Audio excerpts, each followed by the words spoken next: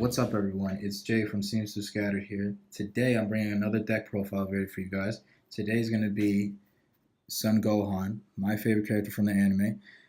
So let's just get straight into it. Let's not waste any time. So his auto, when he attacks, he gains a 5k boost and gets to search up to one Dragon Ball from either the life or your deck area.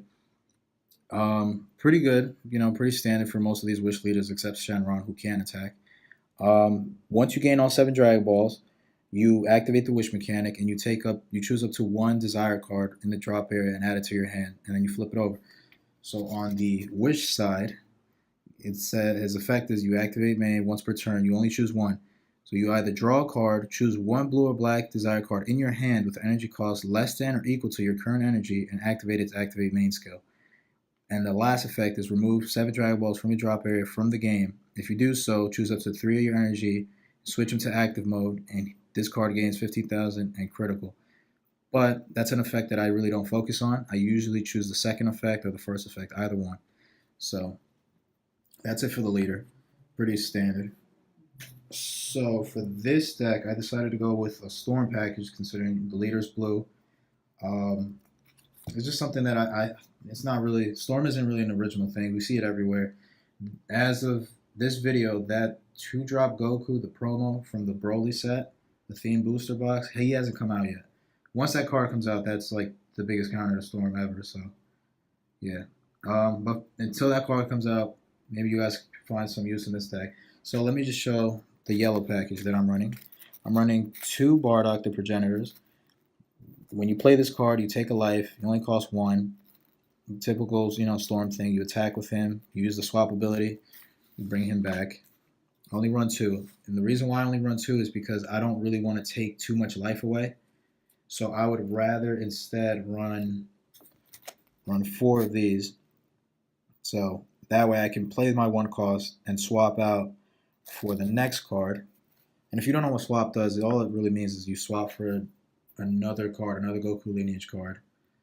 Or 2 with the energy cost of 2. So that would be the Son Goten.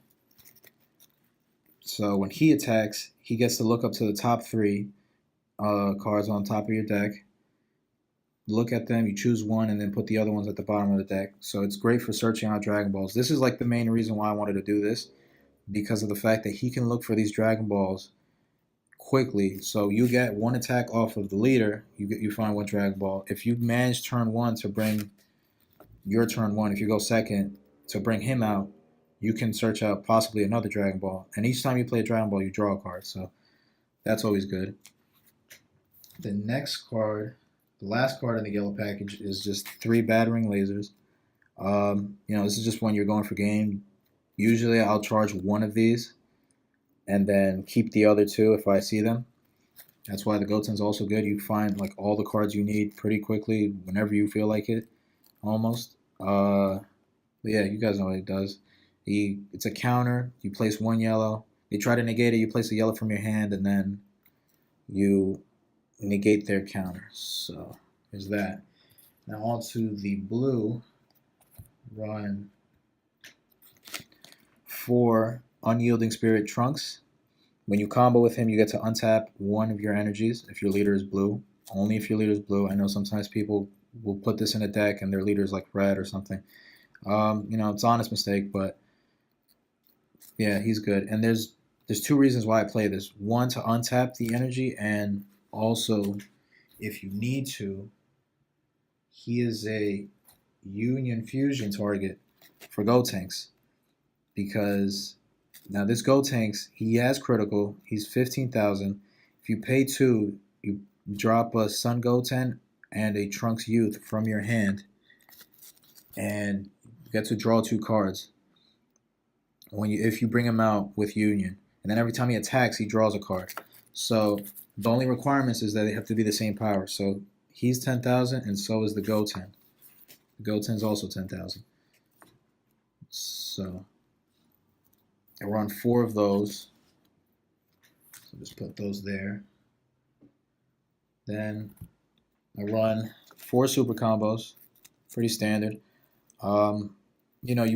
You drop cards pretty quick. So the whole sparking five, you have to have 5 cards in your drop area. It's pretty quick, especially with the Wish Leader, because you're gonna have Dragon Balls in your drop area. So that's always good. Get a 10k boost, draw a card. Then 4 sensu beans gives them a boost, and you untap energy. Tap 1 blue energy, you untap 2 energy, whatever color you want. So in reality, you're only untapping 1, but you're giving them a 5k boost. So it's always good to push with the Goten, just so that it's always 15 damage, and your opponent will either take the hit or they'll drop cards. It's typical Storm stuff. It's pretty standard. Then the best, well, in my opinion, the best negate for blue. This beats Whis' Coercion by like a mile. So Dimension Magic, to counter, if your leader is blue, you negate the attack and then you choose up to 2 of your blue energy. Now you can argue that Whis' Coercion is still holds its own, definitely, because you can tap a blue to play the Whis' Coercion, but then if you're playing a different color, you can untap that one because it's not specific. This one's specific where you have to untap blue energy, but he has the permanent where it has sparking 5. You have to have 5 in your drop area. You can activate the counter by paying a life instead. So you would take a card in your life instead of paying the energy cost. So if you're tapped out but you have a lot of life, you're good. You have nothing to worry about. Then I run 3 of the Hidden Power E Supreme Kai. His auto is when you combo with him, you choose up to 1 of your attacking cards, and it gains double strike for the duration of the battle. This is good. Make sure you guys declare your auto, because it says choose up to. Because if you don't declare it, your opponent, could say, "Oh, you never said anything," so technically it's a single strike. So, I know that happened at Nationals. It's unfortunate that I'm not even gonna speak about it. But anyway, continue with that. So now next card is Shenron, Figure of Majesty. This card I'm a little iffy on. Only reason why, because it's a 4-drop, and usually Storm kind of takes off by turn 2. Like you're already starting to turn 2, turn 3. You could possibly, if you have all the right cards, you could possibly awaken. So, but this is just in case it lasts longer. So his activate main is once per turn. If you have 5 in your drop area, you draw a card and you choose one. You choose up to 2 of your energy and switch them to active mode. You choose 1 battle card with an energy 2 or less from the drop area and play it. Or you choose your leader card or 1 of your battle cards, and it gains 5,000 power and critical for the rest of the turn. So it's pretty good. Usually I use the second effect, where you bring back a battle card with energy cost 2 or less. That's usually the Goten. That's usually my target, because people will always try to KO the Goten and get rid of it. With him, you just keep bringing it back. So then he becomes another target that they have to KO. Then I run, let's see. So I run, for my desired cards, I only run 2 Call of Justice. The only reason why I only run 2 is because I don't feel like I need more than that. I feel like I attack enough, and I find my Dragon Balls fast enough with the Storm Engine. This is just in case like I need that 1 more attack, and just to find the last one, maybe last 2. So this is always good to have. And then I run 2 Child's Wish. So I should have probably explained first what the Call of Justice does. So it gains desire in all areas. Activate main, your leader card is a blue Shenron, which the Gohan is. You choose 1 of your leader cards and switch attack them. So you basically just attack, you attack once, you look for a Dragon Ball, use Call of Justice, go back into active mode, and I'm sorry, let me start that over. So you attack, you go into rest mode, get a Dragon Ball, activate Call of Justice, restand, attack again, you got another Dragon Ball. Those 2 Dragon Balls, you can play them. Let's draw 1 for each one. So next card is Child's Wish. It's also a desired card. This one lets you, during your main phase, if your leader card is a Shenron card, it doesn't matter what color, just as long as it's a Shenron card, you choose 1 battle card in your drop area with 15,000 or less power. 15,000 or less power, energy cost 3 or less, and play it. Usually I target either the Gotenks or the Goten. All depends on whatever situation I might find myself in. Um, then I play 6 Dragon Balls. Pretty standard. You play it for 0 cost, so you play it for free, and you get to, if your leader card's a general, you draw a card. So 6 of those, and then one of these, the 1-star Dragon Ball. So this one's different in the sense that you draw a card just like the regular one. Then you choose one card from your hand, place it in a drop area, and your opponent chooses one card from their hand, places in a drop area. With this deck, I feel like I have a pretty decent hand, so dropping a card is not that big of a deal. And for the last card, I play Mira. I only play one of these.